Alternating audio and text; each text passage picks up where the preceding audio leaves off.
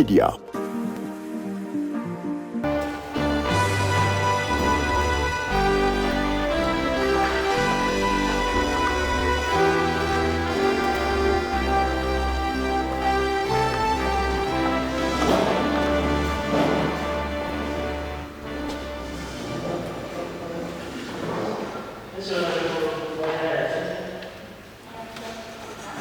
We pass here and we approve here things, but they didn't put it in consideration. As there is bullet here, page 8, the committee recommended the clerk to remove the washing bay in Kayunga Town Council. To remove the washing bay there, Kayunga Town Council. But I think it's the role of the clerk to write to Kayunga Town Council clerk such that he can put that thing into consideration. I would like to.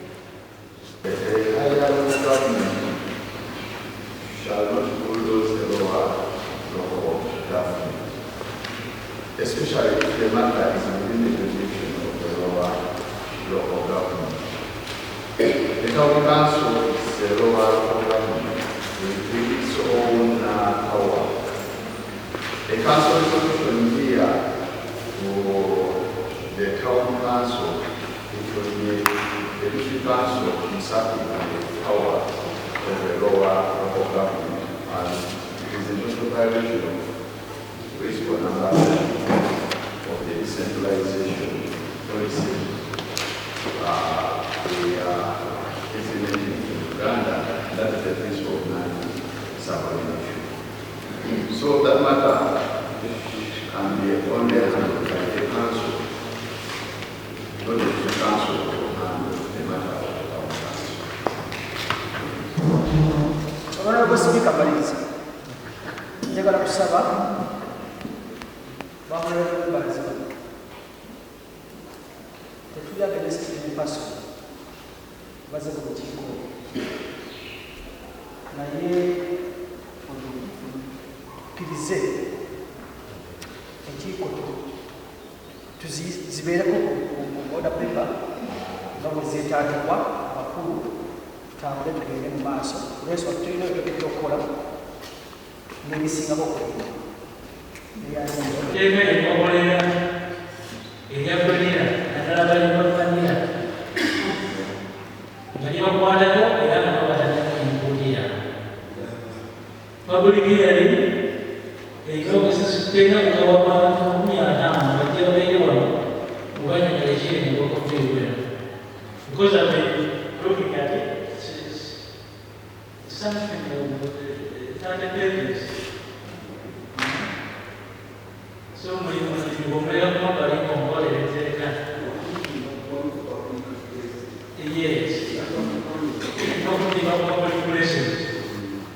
Some counties, headquarters,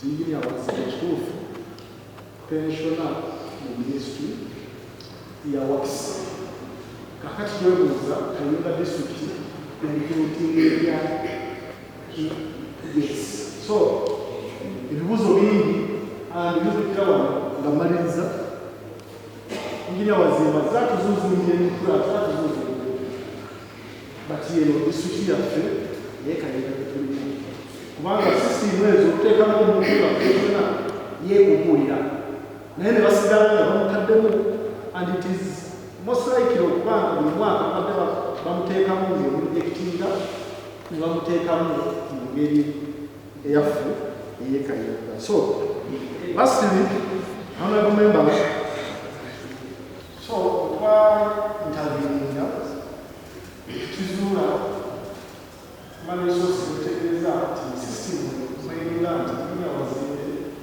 because of pensiona mu ministry ya wakisi. So alifuna pension mu ministry ya wakisi at the same time another from the side Kayunga district. So manasosi wabira clarifying whether ingina wazimbe kituufu pensiona oba mutuuze wa honorable